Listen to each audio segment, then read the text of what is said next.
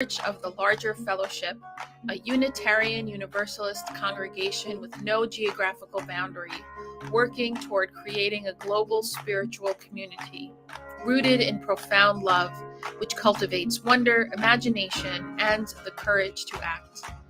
Adapting to the COVID-19 pandemic has been difficult for many bricks and mortar congregations. Early on in the pandemic, we were in a unique position to assist many congregations with the transition. We hosted special episodes of The View, provided advice and counseling to religious professionals, and trained congregations for live streaming worship, all while providing robust online programming for our members. From worship to covenant groups, from classes to pastoral care, and from our monthly magazine to our letter writing ministry, we have found ways to build connection and community even through the screen. We have been a model for ministry on the margins, providing services for isolated Unitarian Universalists, becoming a spiritual lifeline for our members in prison, and investing in innovative ministry. We know better than anyone how deep and meaningful connections can be formed even from a distance. Unitarian Universalists have faced many challenges in these times, and we continue to persevere and to fight for justice and equity for all people, especially during moments of crisis.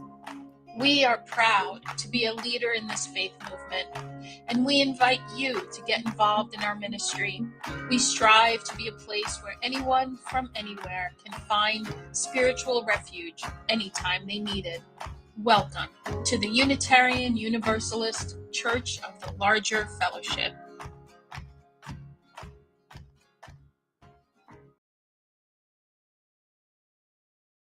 We are so excited to bring you an all-new episode of The View.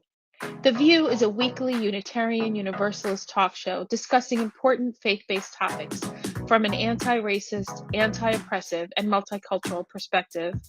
Every Thursday for the past 7 years, we have welcomed guests from every corner of the world. Our guests are writers, scholars, activists, and religious thought leaders who are shaping Unitarian Universalism and society for the 21st century and beyond. I hope today's show inspires you. Hope it builds your faith. Hope it gives you perspective to see the power of Unitarian Universalism at work in your life. Enjoy the message.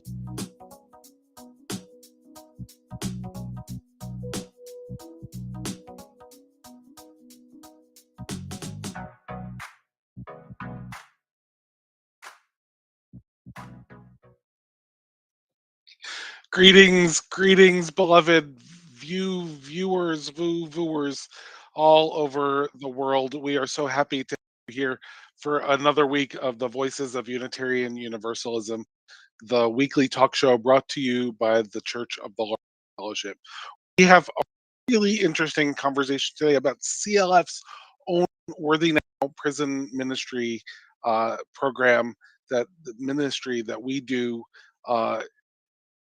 And so many fascinating things to tell you about. But let's check in with our hosts first, as we normally do.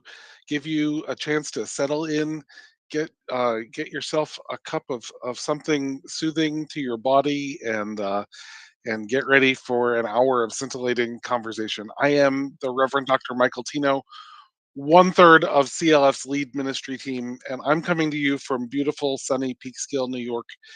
It is a fine fall day today here in the Hudson Valley of New York, a little north of New York City, and I don't really have much to report other than that. How are you, DC Fortune, in the Susquehanna Valley? Hi, I am doing well. Here in the Susquehanna Valley, I am approximately 300 feet from this thing called Penn's Creek, which is a little tributary to the mighty Susquehanna River, which drains apparently huge, like about half of Pennsylvania and a good chunk of New York State down into the Chesapeake Bay. It is beautiful beautiful stuff here. I'm looking out the window at blue, blue, blue sky, and the trees here are doing their fall foliage thing. I know that folks north of us have lost all their trees have lost all their leaves, and it's starting to look like November already. But here it's looking like all the postcards of October you've ever seen in your life. It's doing well. It's a little chilly, but we don't have to shovel chili, so I'm okay with that. Chris, how are you doing where it's warm and sunny? Hi, everyone. I'm Christina Rivera. I'm one-third of the co-lead ministry team here at the Church of the Larger Fellowship.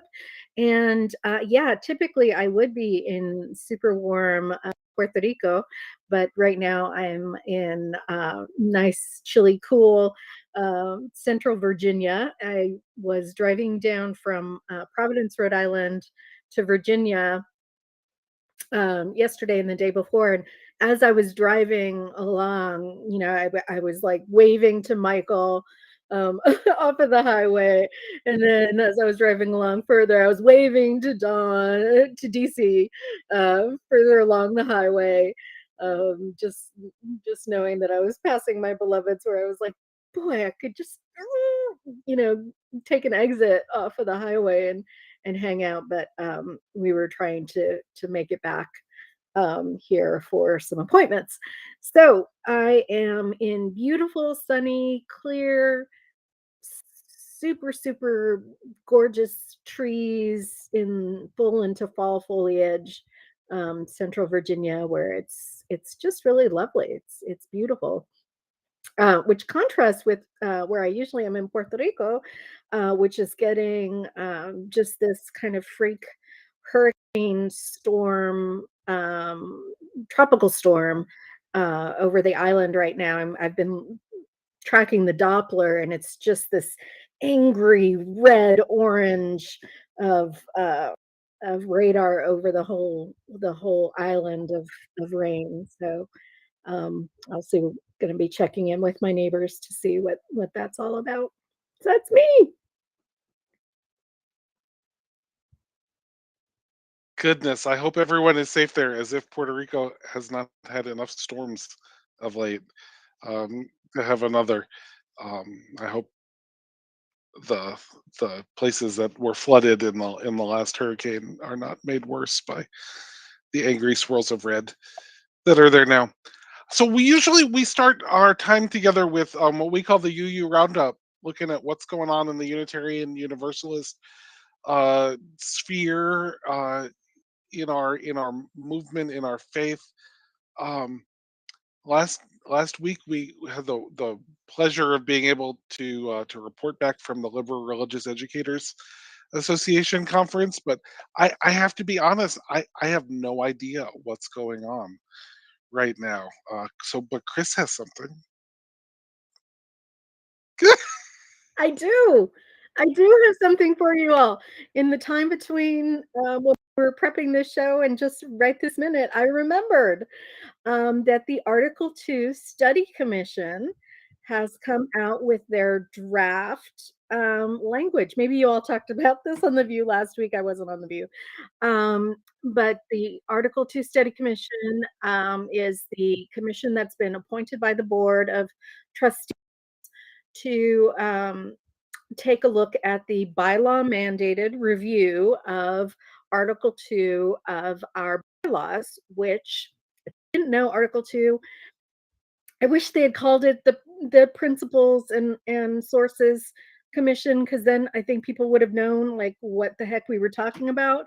But Article 2 in our bylaws talks about our principles and our sources for our faith. And there is a mandate to review that every so often. And we are in that review period right now. The Article 2 Study Commission has been doing listening sessions. They've been, trying to reach out. They had a survey. They've been doing a lot of work. And it's been really interesting to see, kind of where they started and where they've now ended up. So they have issued a draft of what the principles and sources could look like in a different format. So we will get that link to you all in the chat. And maybe we can get them to come on the View sometime soon and kind of take us through what that journey has been. Because I remember very distinctly at the beginning, they really wanted to have as few words as possible. Like, could we do the principles and sources in one sentence or two sentences? And we were, we were like, I don't think we can. And sure enough, it's not one or two sentences. It's many sentences, but there's some good stuff in there. So I encourage people to take a look. The Article 2 Commission has been on the View before, and we should get them back ASAP. If you're about to click on a link to go to their draft, beloved, I want you to take a deep breath before you click on that link, to take a deep, centering, calming breath, and know that the current principles and sources as we know them date to 1986. They are not an ancient and storied text that goes back centuries into our religious tradition. They are from 1986. Okay? And they were different before 1986. There weren't sources listed. And the other two things in Article 2 are our statement of inclusion and anti-oppression work, and also the purposes of the Unitarian Universalist Association. Those are the other two things, and the draft is beautiful in many ways. It is elegant in many ways. It actually puts the purposes first instead of last, which is a nice way to think about like how that article um, should be should be organized, and it is very different from what we have now. It is based in values and covenant, rather than principles and sources, and so it is very different. So the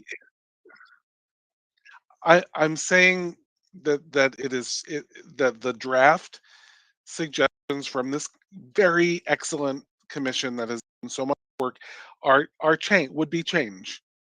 And the DC is saying that he doesn't know what he feels about change. You all can't hear DC say that, but I can. Um, uh, I'm just saying that there is a natural tendency to react against change, and to get reactive and defensive, especially if you actually what we have now. You might grow to love what we can replace it with more, and the draft will be revised between now and when it is voted on many times, including at General Assembly in Pittsburgh and online itself. So I want you to go to the link. I want you to read it, but I want you to take deep breath, a deep breath before you go there, because it's different. I think I think many parts of it are really beautiful and inspiring. Um, and I don't love all of it, and I don't have to. Like, it's not Article 2 of the Reverend Dr. Michael Tino bylaws. And you don't have to love all of it either. But if you find parts of it beautiful and inspiring, that might hold us in good stead, I think. So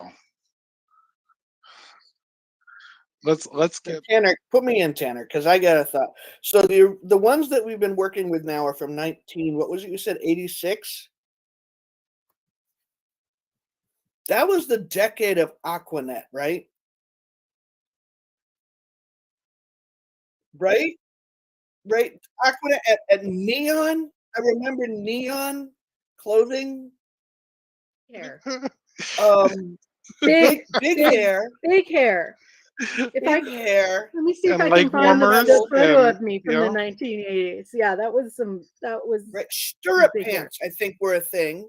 even Remember I had stirrup big pants? hair. I loved my stirrup pants. Oh my God. I had them in beige. I had them in black. I had them in gray. I had them in red. Yeah, all the colors of the rainbow. Remember, what else? Neon. Neon was in there. Yep. I recall, like neon colors, black Yep. and neon. Yeah, it was like the middle of the Ronald Reagan era, and you know, Cyndi Lauper was singing about girls just want to have fun, and she's now Right, which is still legit. shilling for like senior citizen medication. Right, I know. You know, I just but banana because she's clips grown for and our developed hair. as a human Banana being. clips, yeah. Oh my God, right? Trapper Right. keepers. Banana clips that then became part of Jordy's like eyepiece in Next Generation, right? Right, yeah. Yep. So I'm thinking just based on fashion and chlorofluorocarbons alone, like moving away from 1986 might not be all that terrible. Just thinking. You know, I love what we have now, and it's time for it to change. Yeah. And change is going to be hard for people. Yeah. And if you've come into Unitarian Universalism since 1986, the principles all and you've sources known. are all you've known. I Yeah. have. I mean, I became a UU in 1993. So like they're all I've known. And I'm okay with them changing. But we say that we are a living tradition, right? Exactly. That's the point. Yeah. Yeah, a living tradition has to by definition change. So you know what? I think we should give a ring to the Article 2 Commission and get them on as soon as we can, and spend the rest of our time talking about prison ministry, because we have Beth Murray, CLF's prison ministry administrator, in the wings. And Chris, one of the things that VuVuers should know is that Christina's portfolio on our lead ministry team includes our Worthy Now prison ministry ministry. And so Chris and Beth are our experts on the ministry that the Church of the Larger Fellowship does for and with now over 1,600. What is it, Beth? 1,657? What was, I'm trying to, 1,627 incarcerated Unitarian Universalists. And that number, it grows every day. It's wild. Yeah. Beth, so please introduce yourself. Sure. My name is Beth Murray. I've worked for the Church of the Larger Fellowships since 2005, and I've worn many different hats, but for the last few years, my time full-time here at CLF has been dedicated to prison ministry. And we are busy. And Beth, how many pieces of mail did you send out last week? Well, so many I can't give you a number. I can tell you what went out last week. Tell us. We every fall we offer correspondence courses, and last week, of the 3 correspondence courses, we sent out lesson 5. This week, lesson 6 is going out, and I think I wrote down, let me just look it up, 196 people registered for 3 different courses. You could choose one. So we're sending out 196 pieces of mail every week until these lessons are complete.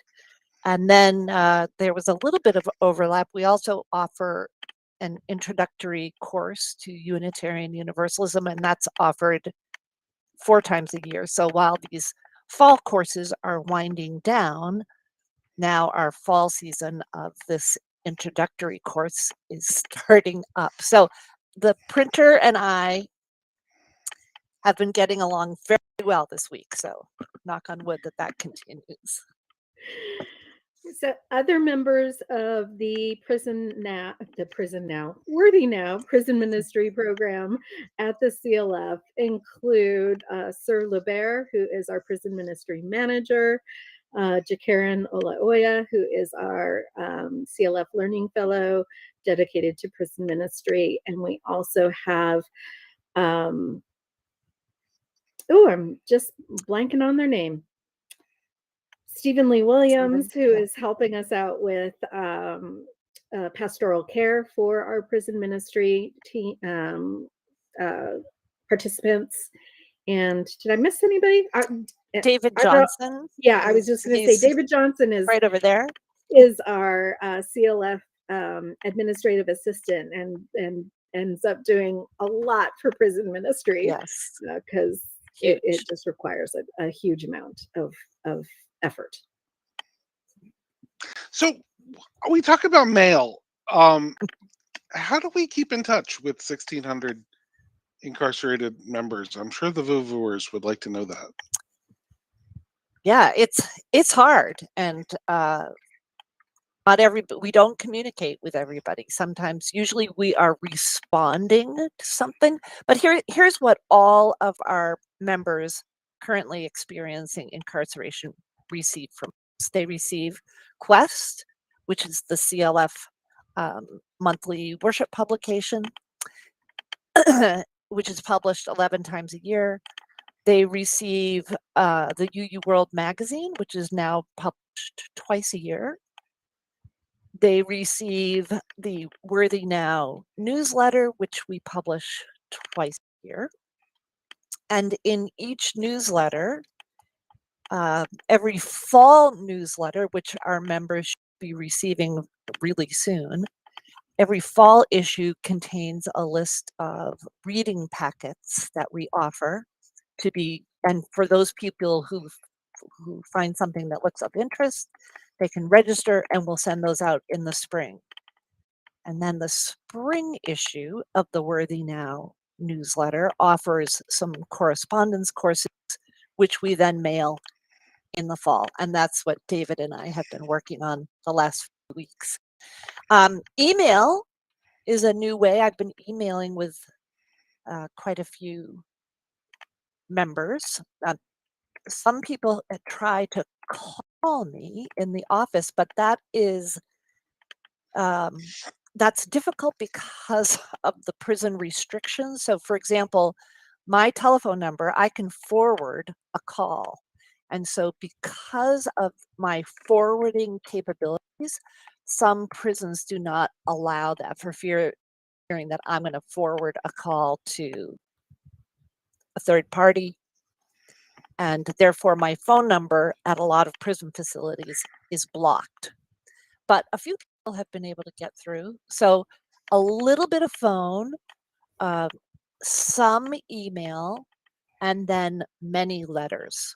If a problem arises, I'm in touch with Stephen and the leadership team so we can get pastoral care involved. And I'm writing lots of letters, sending. I kind of see myself as a resource librarian. So when someone says, can you find me information about pagan calendar? I'll go online, look it up, mail it to them. So a lot of what I call one-off letters that are very specific to the person who has written me. It's incredible because when you think about churches and you think about church size, and so if you had a 1,600 member congregation that was working on 2.5 full-time equivalent staff persons, like that just, yeah, they just laugh, like it's just not possible. And so go ahead, DC. Bonkers, I think, is the word you were looking for. Yeah, pretty much. And it really does speak to the challenges that the Worthy Now prison ministry program faces. I started when we started, when Michael, Aisha, and I started in 2020, the percentage of the CLF membership that was incarcerated was around, I think it was around 37%, maybe 40%. And we are now fully solidly at 50% and climbing. And so the resources necessary to staff, that program is definitely something that keeps me up at night and keeps me thinking about, what are we going to need to do for the future of this program? And we have some ideas. We're not ready to launch them yet, but we do have some ideas that you all will hear about in the near future. And in the meantime, we do rely very heavily on donations from Unitarian Universalists and friends around the world who just want to support this vital ministry. CLF members and non-CLF members alike. We just are completing a successful Faithify campaign. We raised over $15,000, which will be matched. So that will get us $30,000 to help fund this ministry. And so we were all prepared to send you to Faithify because it has like 3. But we don't have to do that. We can say the Faithify campaign is solid, but we would still love your contributions. And we would still love you to go to the CLF website, clfuu.org, and click the link. And consider even a monthly sustaining gift support prison ministry, because we do this on behalf of all of Unitarian Universalism. It's not like we have some vested interest in this. We're just the only congregation without borders or walls. So we're the congregation that can serve these fine people who are incarcerated right now. I want to think about the mail, because Beth, like last week you posted in our chat that you'd sent out 2,000 pieces of mail, and like I see the piles, right? I see the piles regularly. We get pictures inside the staff. We have giant proof. piles of mail that go out. I see the postage bills because, right, I'm on the lead ministry team, so I know. And do our members just get these things directly? I know the answer to this question for some of our folks, or is it more complicated than that? Oh, don't get me started. So I think I want to get you started. I am purposefully getting you started, Beth. Yeah, okay. Please tell the world about all this. riled People up. need to know. Okay. So about a year ago, I started getting mail bounce back to the Boston office. It took a while to even figure out what the problem was. Mail would bounce back without any explanation. And after many, many phone calls, that's when I learned about a company called Text Behind. Text Behind is a company, a scanning company. And so you're thinking, oh, well, what does that have to do with prison ministry? A lot. Prison facilities are really nervous about drugs coming into facilities. And so they think that hiring a scanning company will resolve all that. So what happens, for example, in the state of North Carolina, is that you can no longer send mail directly to the facility. Mail has to be sent to Text Behind and a very specific address located in Phoenix, Maryland. So a person incarcerated in North Carolina, their mail is from Boston, is being sent to North Carolina. At North Carolina this scanning facility, they either scan the letter, and they scan it because a particular North Carolina facility, some of those facilities have tablets. And so one of our incarcerated members will then receive a letter, receive a correspondence course, receive Quest, but it's all been scanned and sent electronically to that person's tablet. Not all North Carolina facilities have tablets. So if they don't have a tablet, this scanning company copies your mail, like 4,000 trees just died, and they copy that mail and then mail it on to the person.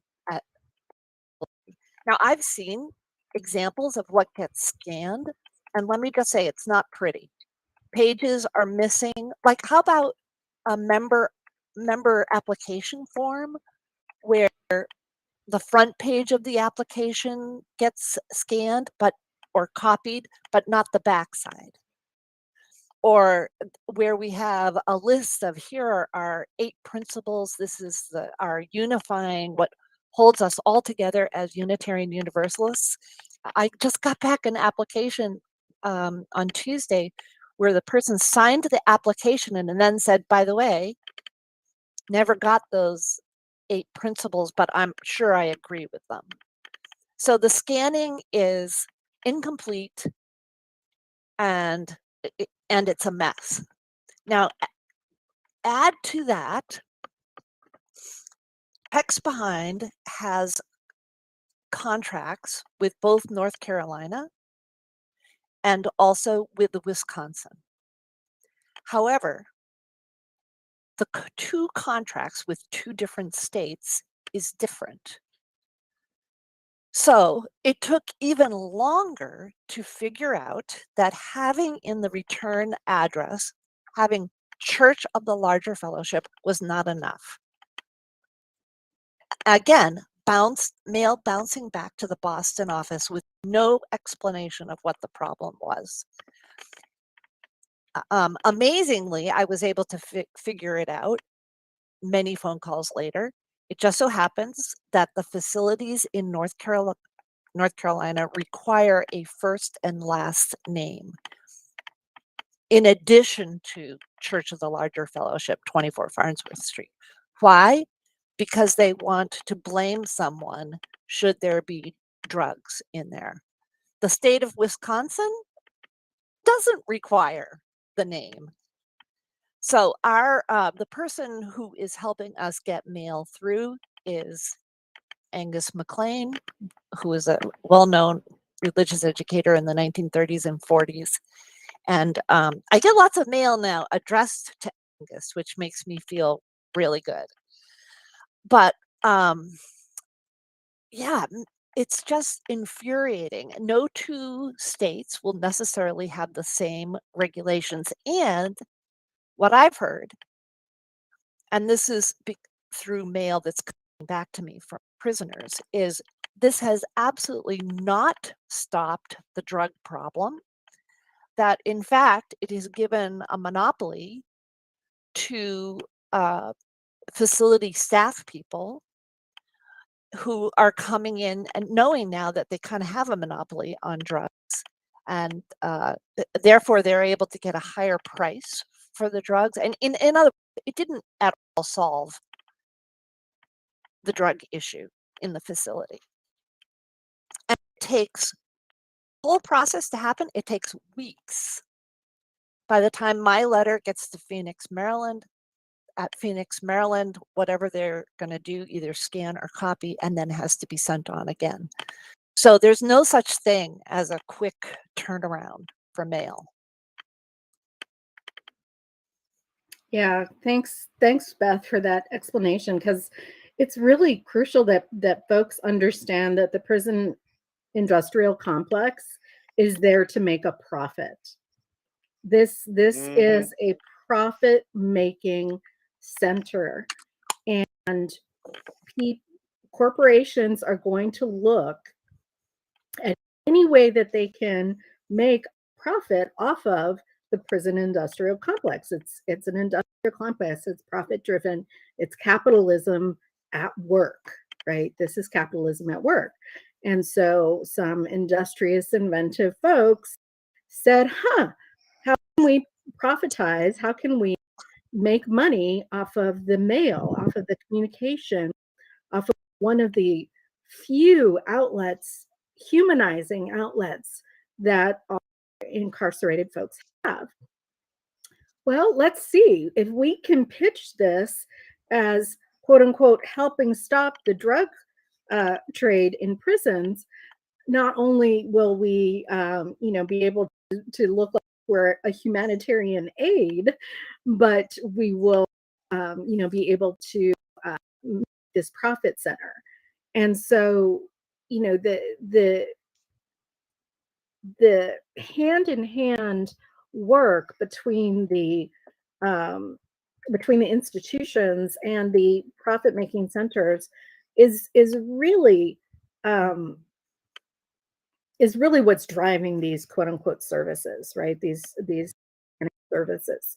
And the fact that we can't get a straight answer as to how to get our mail through, and that we can't get some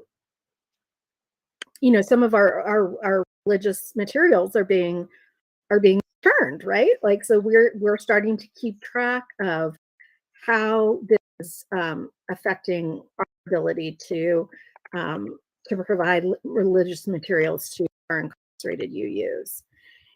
And I think that one of the things that as Beth said, one of the things this starts at is, how can we help the prisons reduce this drug traffic, when the vast majority of drug trafficking in prisons is by folks who work at prisons. And so this has nothing to do with the very, very small, minute way in which drugs are coming in through the mail. Yes, that happens. Is it a robust trafficking method? No, it's not. And certainly this behind service that is just horrific, and can we mention, can cost the incarcerated folks, like the first view of your letter is free, but then if you want to view that letter multiple times, some of these institutions are putting costs on a per view basis. So there again, it's a packet of things that you want to print out. Exactly. If you want to print out the packet, there's costs involved with that. When we've already taken on the cost, we've already sent it. Yeah. Sorry, DC, you had a question. No, I don't have a question. I'm this whole thing is just so infuriating to me. It makes me want to smash things. Just because.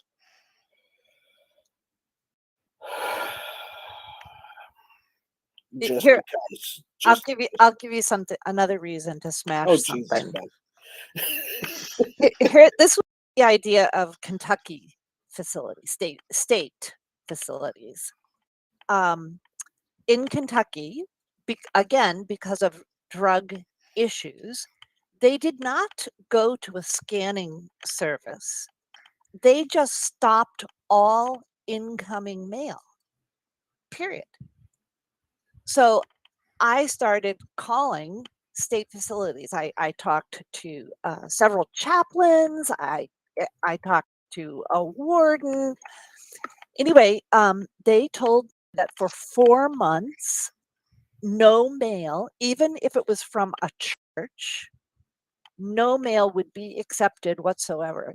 And they wouldn't even hold it. They sent the mail back to the Boston office. What about from their lawyers? Yeah, I don't know. I don't know the answer to that. Oh. And even mailroom. Sometimes when I would call with a question, the people at a facility mailroom could not give me an answer. Here's how I found out about Angus McLean. I actually got a really sweet person at a facility's mailroom. And she said, well, I have a phone number for text behind. Well, not only did she have a phone number, she had the phone number to like an executive director who Ooh. was shocked that I was able to call that. Excellent. Well, and I was shocked. I don't know who I thought I was calling, but I was not expecting someone at the high end of the food chain. But, and it was he, although kind of irritated, he was the one that explained to me that different states have different contracts. And Those are state contracts. Now, this is the reporter in me thinking. State contracts, anything that involves the expenditure of public money, is required by law to be accessible through a Freedom of Information Act. if you know what to ask for, yeah. Mm-hmm. Mm-hmm. Yep. It's absolutely infuriating, and all of it is designed to make money for these for-profit companies by further isolating and dehumanizing people that our society has deemed unworthy. Right, and our message is that they are worthy, and it's threatening. Yeah. So if you want to smash something, folks, Yeah, smash the do. prison industrial system. Smash the patriarchy. Because you know what people don't realize are like the incentives for this are, so these contracts are written so that there's incentives for the warden and the upper echelon at these institutions. They will get bonuses if the contracts produce a certain level of profit, right? It's the same. It's based on the same type of contracts that they write for the food services. So if you're allocated $2.67 a day per incarcerated person, and you manage to bring in the cost to feed that person at $2.50, that 17-cent difference is split between the warden's bonus and the cost savings to the contractor.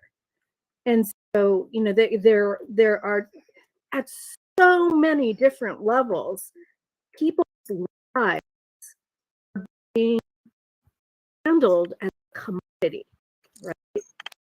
And what was the last time we saw people's lives handled as a commodity in the United States?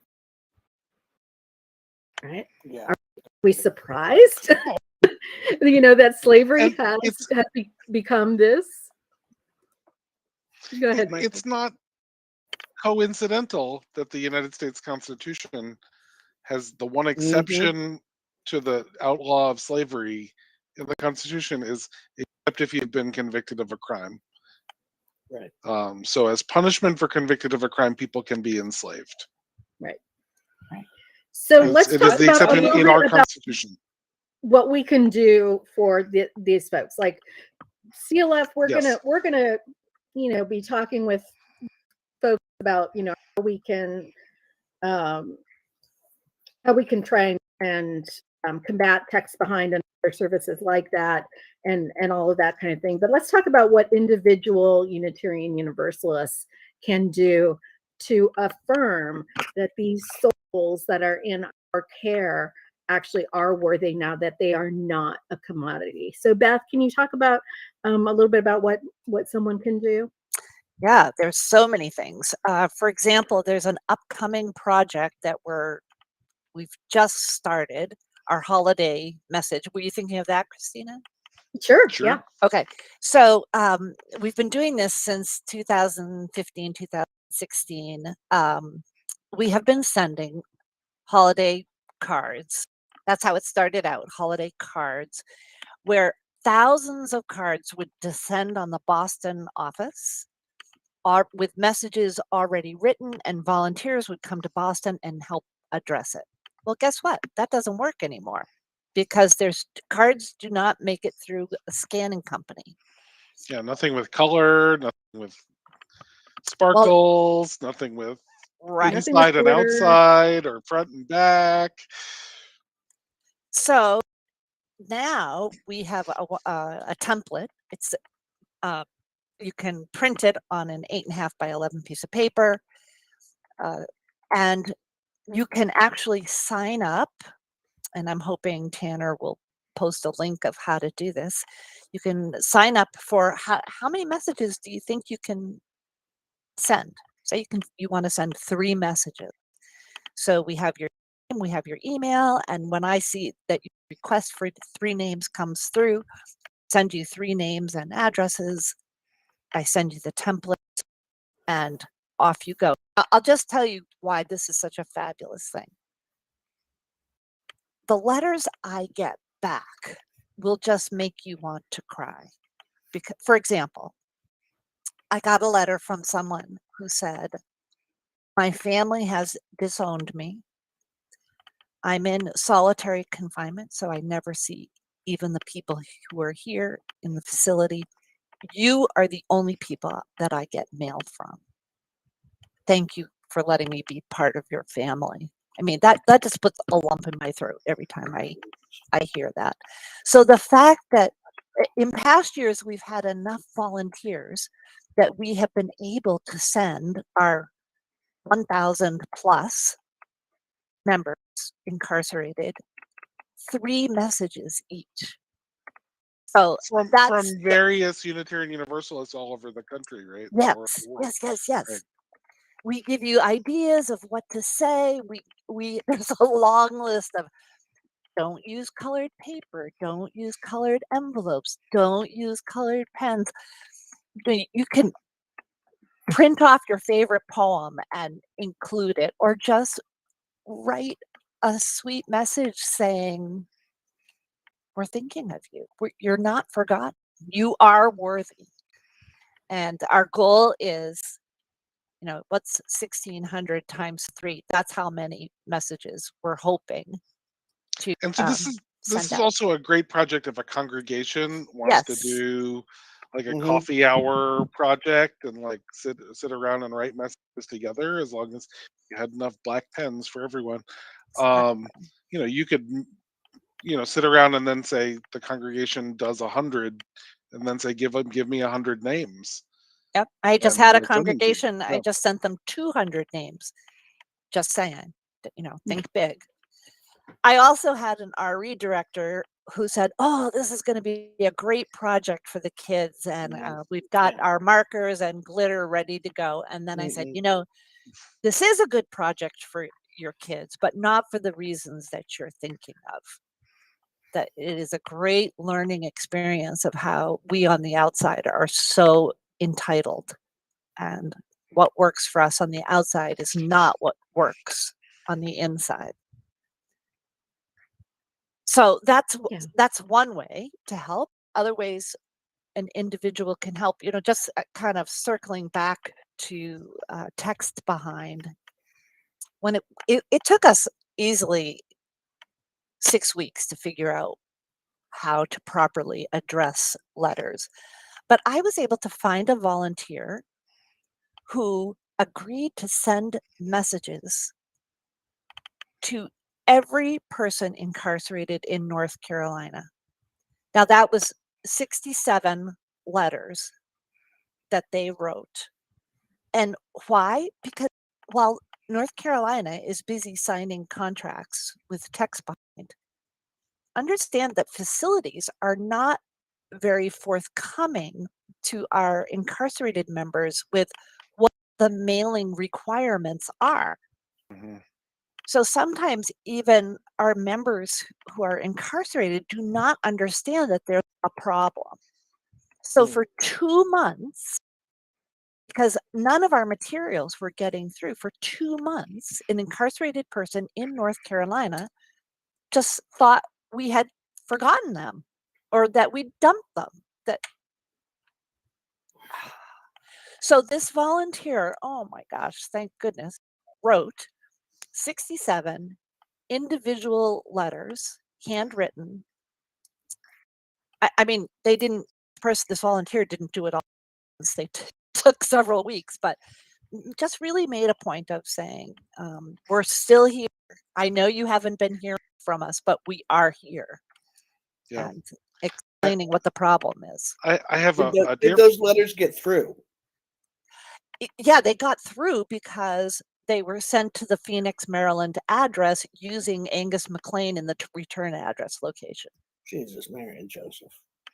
I have a friend who will soon be released from incarceration in North Carolina, and in preparation for her release, she's been moved to a transition facility.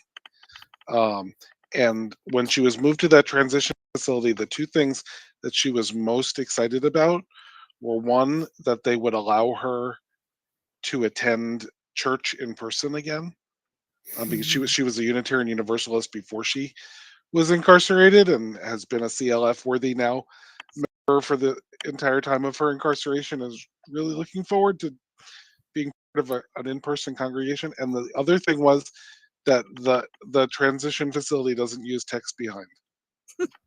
Yeah. That's what she said. She's like, these are the two things that I am most excited about. I mean, clearly she's looking forward to not being incarcerated anymore. And that'll happen, I think, next July. But as she moves toward that,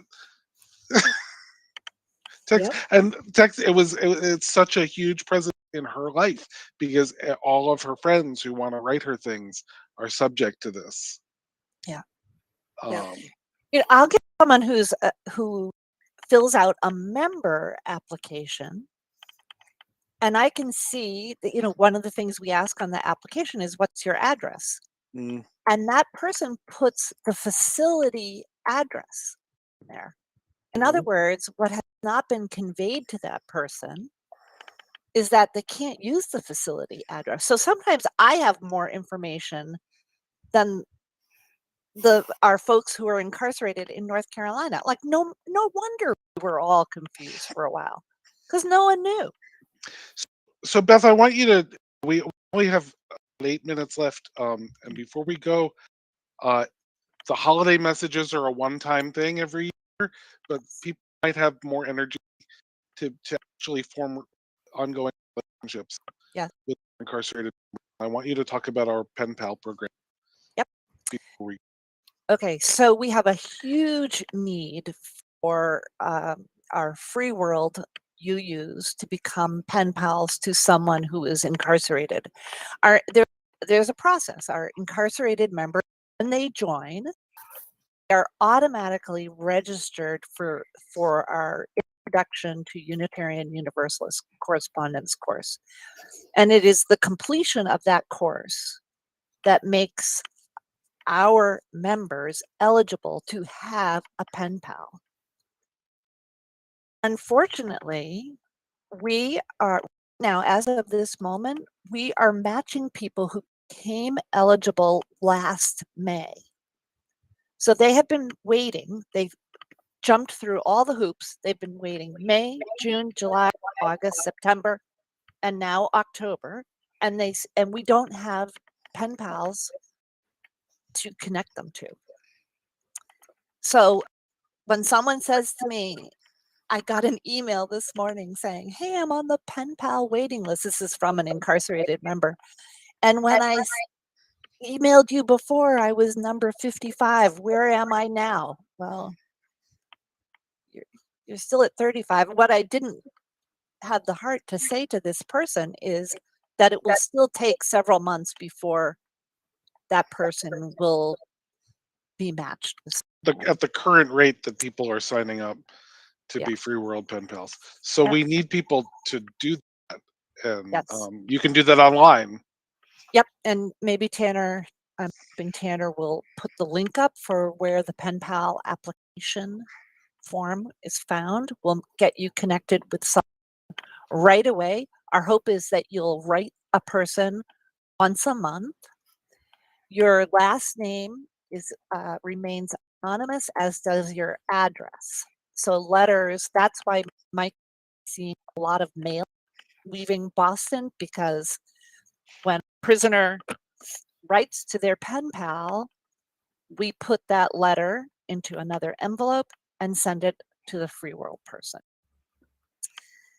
And it's just a great, I think so many of our incarcerated members just need to feel like someone's listening to them, someone who has a heart, someone who's not ready to judge them, and someone to keep them company.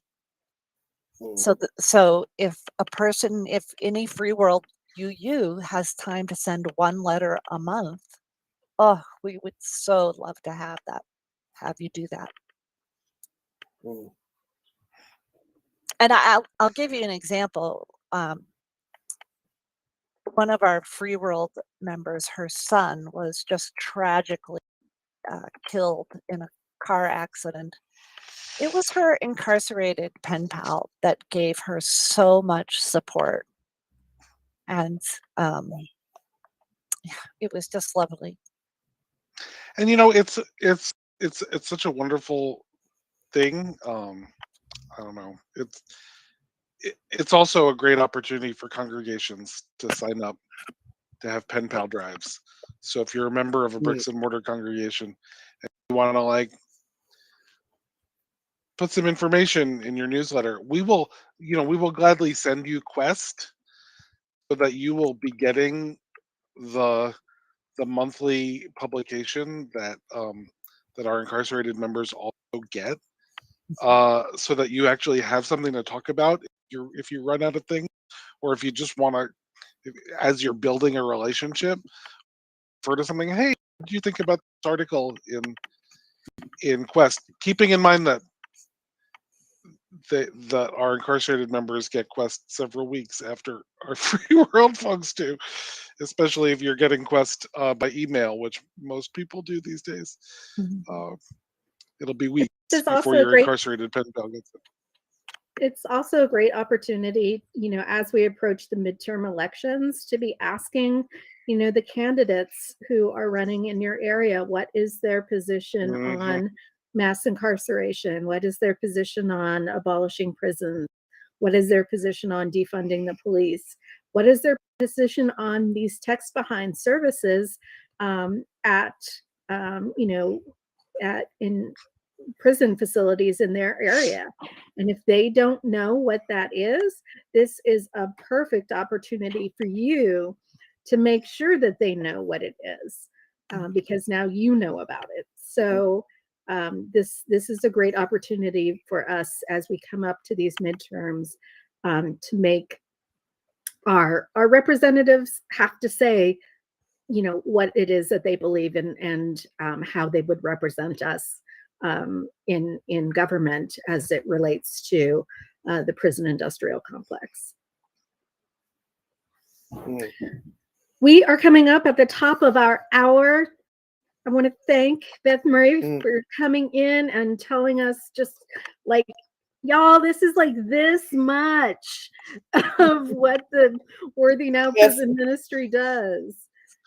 It's just Beth, you are a saint with your patience and dealing with this stuff. Yes. And God so bless you. we invite folks to get involved, to get to know us more, to join the CLF, join as a sustaining member, and help us make sure that folks know that they are, in fact, worthy now. Thanks so much, Beth. Thanks for everybody for being here. We appreciate you. Bye. Thank you. See you next week. All right. Thank you for joining us. Special thanks to those of you who give generously to this ministry. It is because of you that this ministry is possible. You can click the link in the description to give now, or visit clfuu.org/give for more information. We hope you will join us next week for another episode of The View.